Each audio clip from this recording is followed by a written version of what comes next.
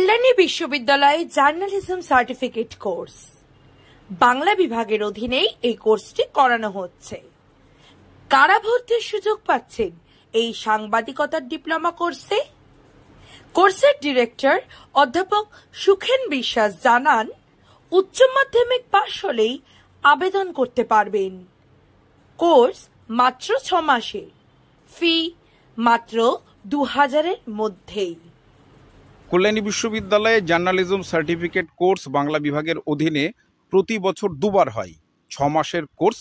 এবং আবেদন করবার আগে আমাদের বিশ্ববিদ্যালয়ের ওয়েবসাইটে একটি বিজ্ঞাপন দেওয়া হয়।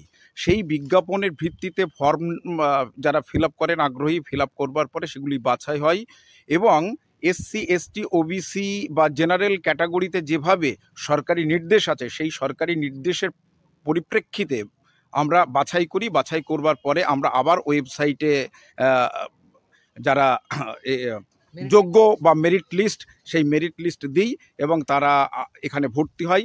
আজকেও যেমন আমাদের পুরোপুরি সিট খালি হয়ে ভর্তি হয়ে গেছে, 75 জন ভর্তি হয়েছে। এবং সব মিলিয়ে চাকরির ক্ষেত্রে এটা কিন্তু একটি বিকল্প